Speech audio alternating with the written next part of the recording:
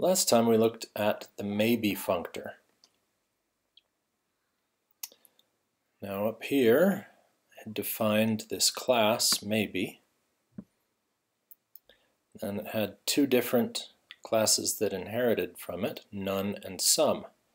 Those two different classes behaved rather like zero element and one element arrays.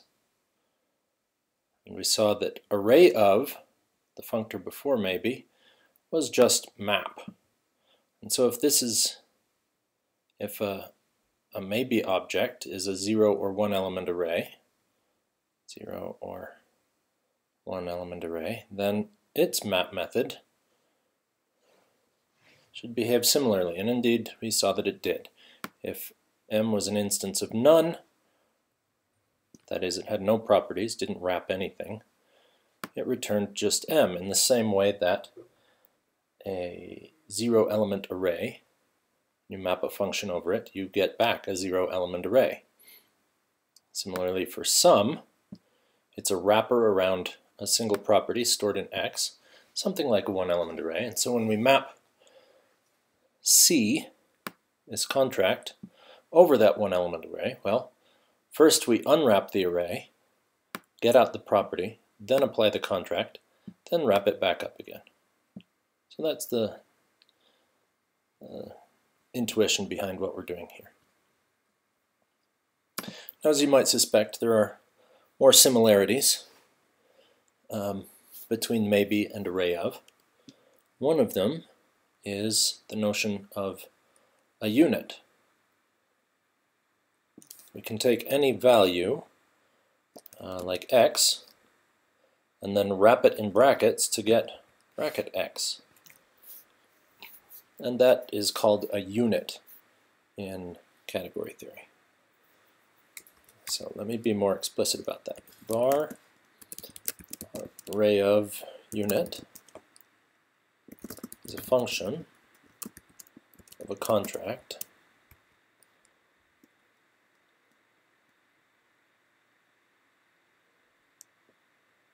and you return a function of x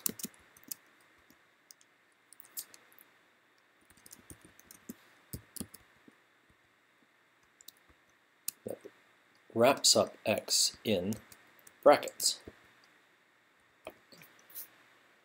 Now here we haven't used any guards. How do we do this? So first we want to check that x passes the guard C.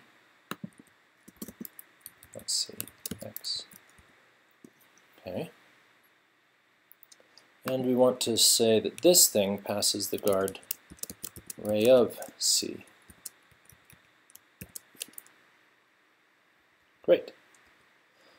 So there's our unit for array of. And here is our unit for maybe.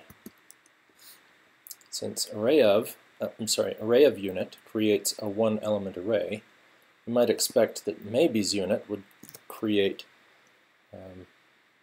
that one wrapper around the value that's provided. And in fact that is the case. So function C return function x equals C of x, return maybe C sum x.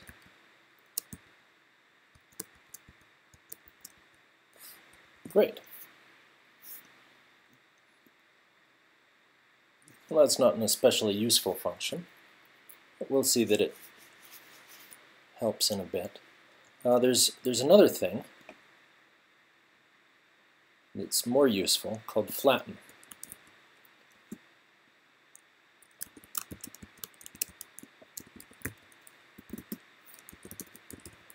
It also takes a contract and says return function.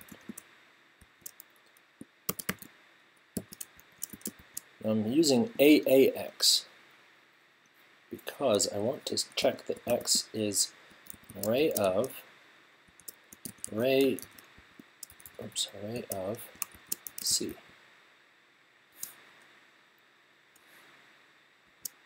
X. So if we have array of C's, say C is an int 32. An array of int 32s is like 1, 2, 3. But this is an array of arrays of C's. So this is something like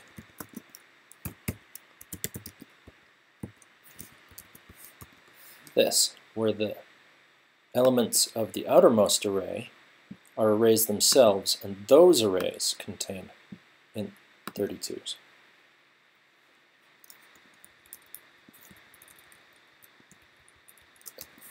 And once we have one of those, then we can concatenate them all together.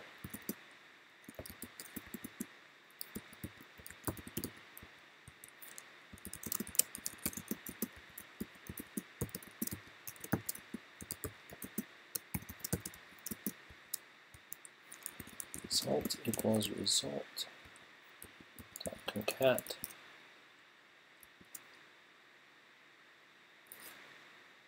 So this should be AAX, not X.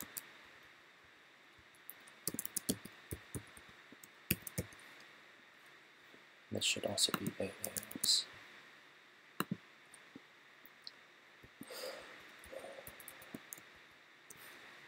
So, for every element of the outermost array, we concatenate it to the current result. And at the end, we return something that ought to be an array of C's.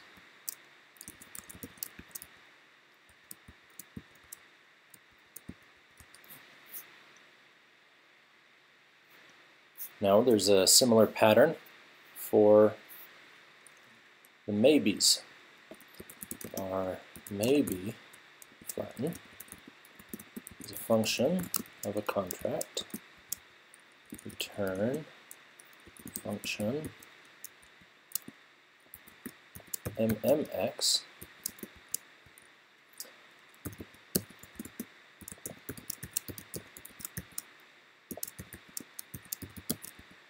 So this says that mmx should be maybe C. So if C is int 32, maybe C is either going to be an instance of none or a wrapped int 32. Maybe C is either going to be none or a wrapped maybe C. So there are three cases here: none, and some int 32.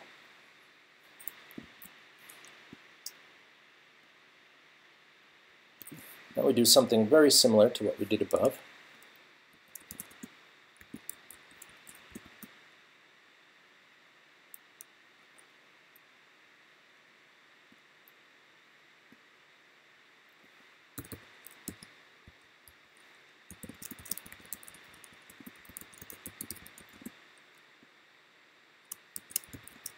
First we check if it's an instance of sum.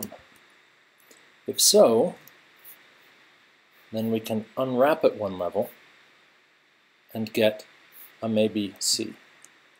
So in this case we say result equals result.x. Else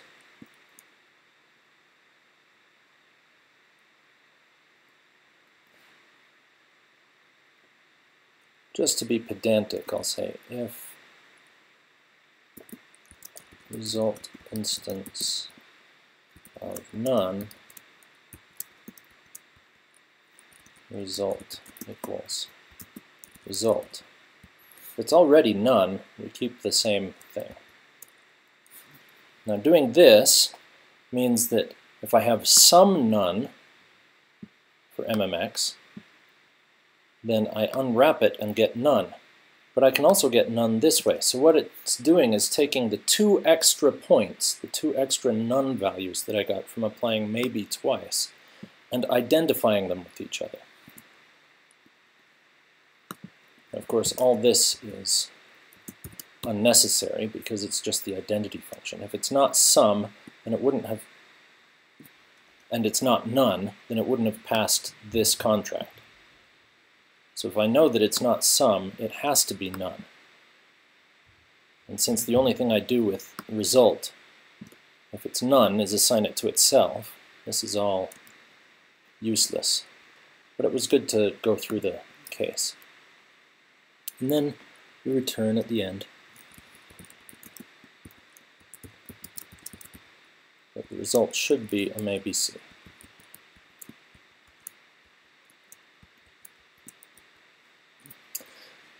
Now I've written these 4 functions as standalone things, but good JavaScript design says that we should put these two as static functions on array of and maybe. So let's insert those there.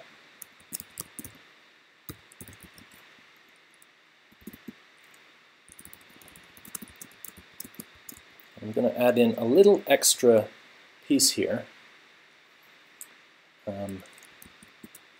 If C is void 0, this is a synonym for undefined. In early versions of JavaScript, you could actually change the value of undefined.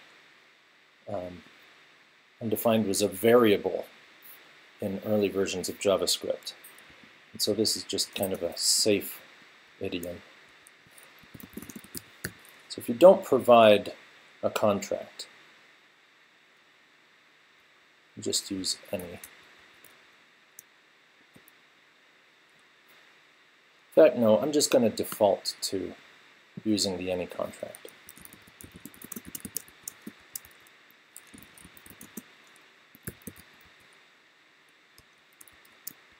Make it short and cheap. There may be .unit as a function x. In fact, we can just say maybe .unit equals sum.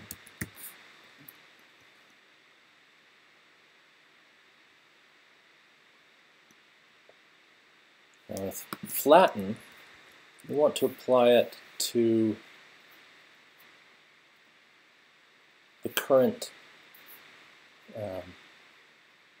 array under consideration. So we'll say array.prototype.flatten equals a function C. And here's where we're going to allow C to be undefined. If C is void 0, C equals any, then we say return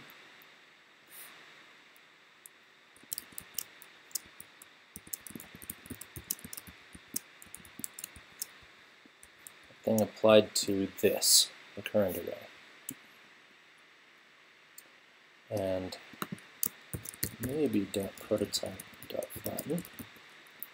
It's going to be very much the same code. In fact, I'll just copy and paste here.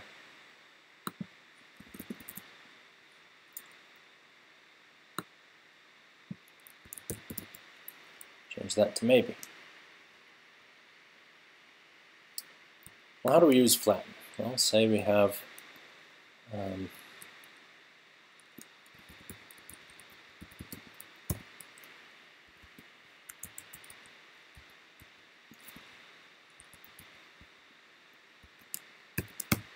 this array of arrays of int32. So when we run this, we get a 3-element array and a 2-element array. And it has this function on it. Now, if I do that thing and flatten it, oops, friends. Now when we run it, we get 1, 2, 3, 4, 5. It's all a single level array.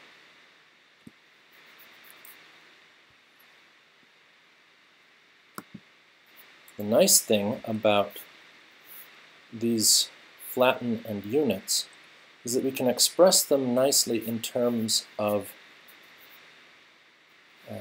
the number of times that we apply the functors at the beginning and end of each of these. So here we apply array of no times to C, and here we apply it once to C. In this unit we apply it no times to C and apply it once to C. Whereas in the flatten, we do it twice to C at the beginning and once at the end. And in this one we do it twice at the beginning and once at the end.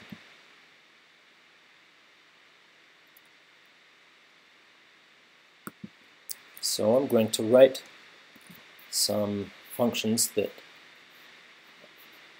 iterate a functor twice and once and no times. Twice equals function takes a functor, returns function C, right? It has to return a functor.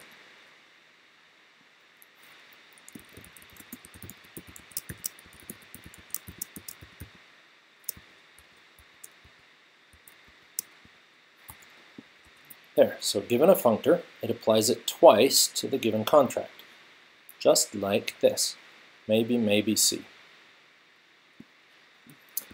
Once the function, the functor, this is just the identity, right? Because if we have once of functor applied to C, we get functor of C, right? Just like this.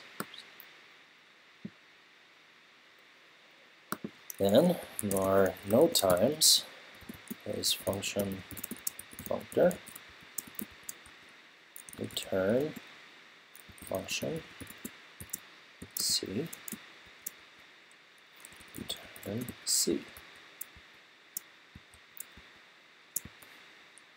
So these two are structurally very similar. What I've done is use extensionality to reduce this one. I could have done function C return functor of C.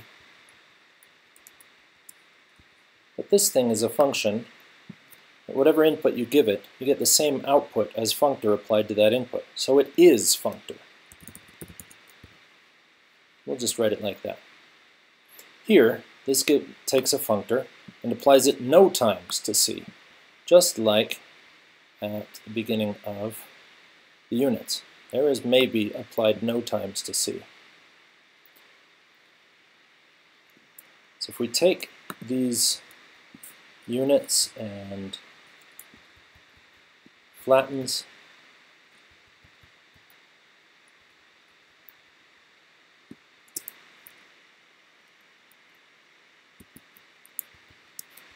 that, and then rewrite them in terms of twice, once, and no times,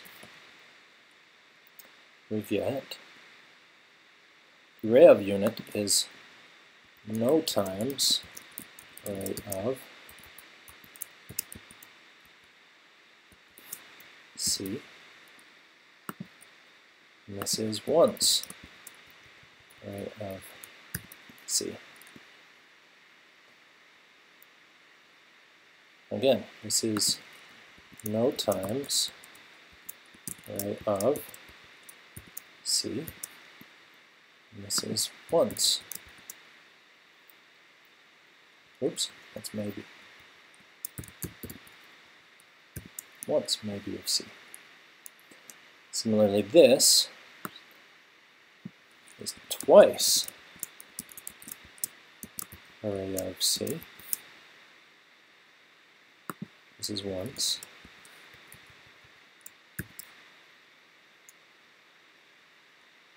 And we have twice maybe C, and here we have once maybe C.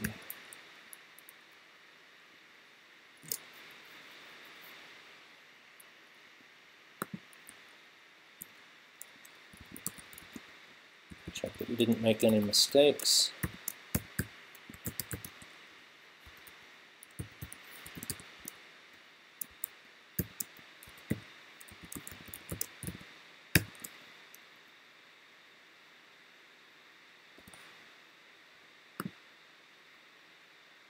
Sure enough, that works.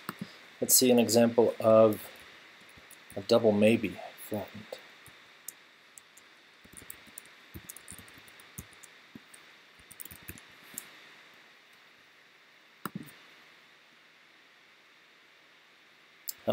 Right here, we get sum 4.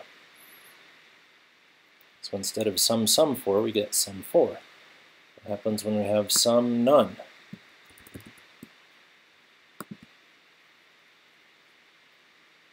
We just get none. And if we have none itself,